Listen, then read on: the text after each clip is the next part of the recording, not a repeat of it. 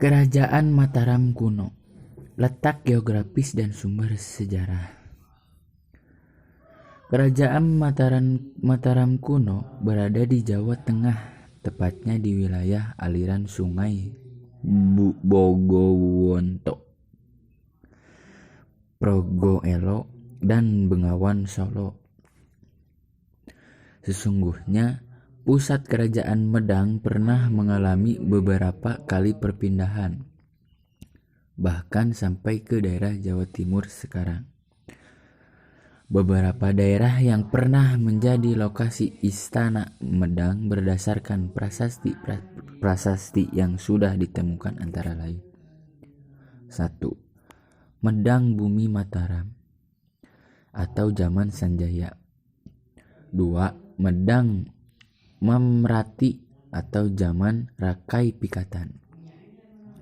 3. Medang Poh Pitu atau zaman Dyah Balitung. 4. Medang Bumi Mataram atau zaman Dyah Wawa. 5. Medang Tamulang atau zaman MPU Sindok. 6. Medang Watugaluh atau zaman MPU Sindok. 7. Medang Watan atau zaman Dharmawangsa Teguh. Menurut perkiraan, Mataram terletak di daerah Yogyakarta sekarang. Mamrati dan Poh Pitu diperkirakan terletak di daerah Kedu.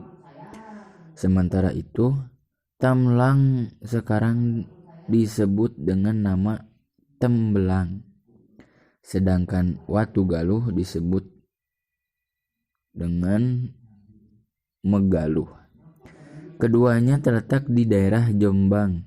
Istana terakhir, yaitu Watan, sekarang disebut dengan nama Wotan, yang terletak di daerah Madiun. Prasasti Canggal yang bertahun 732 Masehi ditemukan pada sebuah bangunan Lingga Yoni di Gunung Wukir. Prasasti tersebut berhuruf Paliawa dengan bahasa Sansekerta. Berdasarkan prasasti tersebut, raja yang bernama Sanjaya membangun Lingga Yoni sebagai penghormatan kepada Dewa Siwa. Dapat disimpulkan bahwa Raja Sanjaya dan sebagian besar rakyatnya beragama Hindu. Kitab Babad Parahyangan menceritakan bahwa Sanjaya adalah keponakan dari seorang pangeran yang bernama Sunna. Dikisahkan bahwa Sunna berperang dengan Raja Purbasora dari Galuh, atau sekarang kita mengenalnya sebagai Ciamis. Karena kalah, Sanna lalu menyingkir ke Gunung Merapi. Kemudian, di kawasan Gunung Merapi tersebut dia membangun kerajaan baru, raja pengganti Sunna, yakni Sanjaya kembali ke Galuh dan membalas kekalahan Sunna kepada Raja Purbasora. Berdasarkan hal tersebut, maka anak cucu Sanjaya yang memerintah di Mataram lama kemudian disebut dinasti Sanjaya. Selain itu, Sanjaya dikisahkan memiliki wilayah kekuasaan yang luas, bahkan hingga ke negeri Kamboja. Hal tersebut diceritakan oleh 3 sumber yang berbeda, yakni Babad Parahyangan, Abu Jaid atau seorang pengembara dari Arab, dan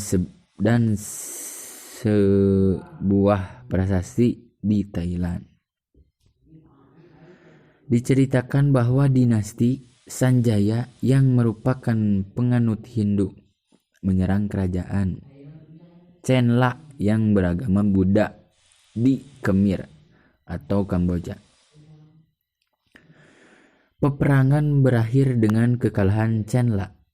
Kemudian Raja Chenla yang bernama Jayawarman dibawa ke Mataram sebagai tawanan. Raja Jayawarman kemudian dibebaskan dan diberi sebidang tanah di Mataram.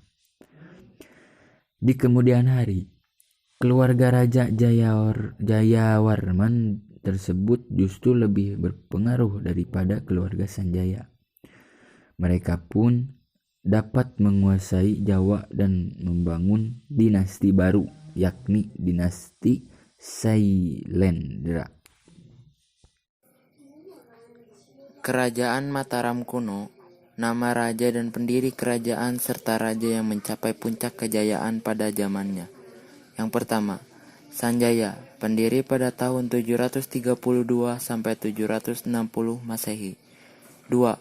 Rakai Panangkaran awal berkuasanya Wangsa Sailendra pada tahun 760 sampai 780 Masehi. 3. Rakai Panunggalan alias Dara Nindra pada tahun 780 sampai 800 Masehi. 4. Rakai Warak alias Samagrawira pada tahun 800 sampai 820 Masehi. 5.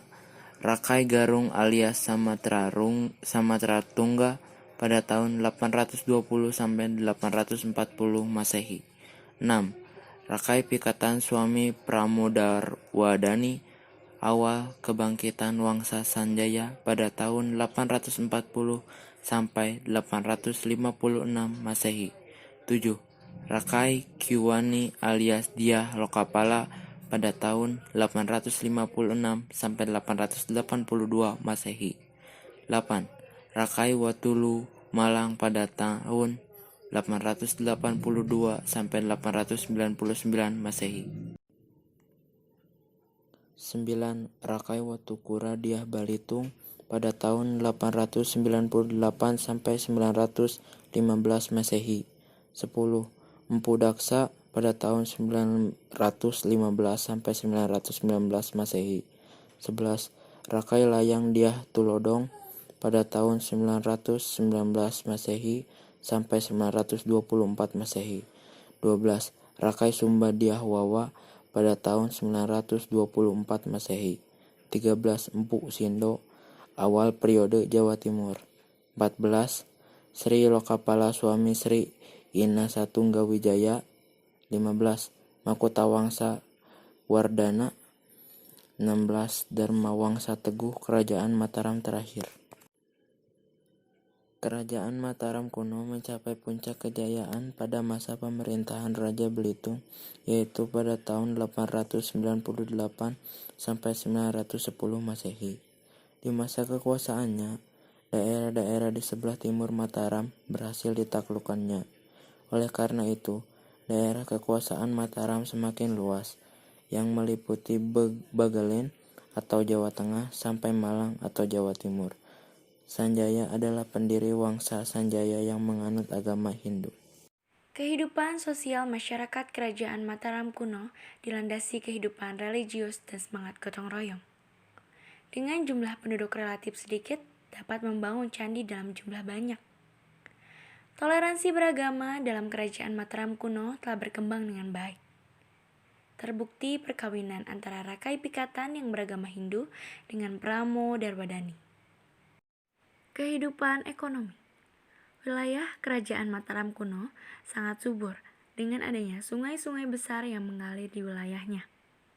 Ini dimanfaatkan untuk irigasi pertanian dan sarana transportasi air. Pengembangan hasil pertanian dilakukan sejak masa pemerintahan Rakai Kayuwangi. Selanjutnya, pada masa Rakai Dyah Balitung, sektor perdagangan mulai berkembang. Aktivitas perhubungan dan perdagangan laut dikembangkan melalui Sungai Bengawan Solo. Selain pertanian dan perdagangan, industri rumah tangga berkembang di kerajaan Mataram kuno. Hasil industri ini antara lain keranjang anyaman, perkakas, pakaian, gula kelapa, arang, dan kapur sirih. Hasil produksi ini dijual ke pasar.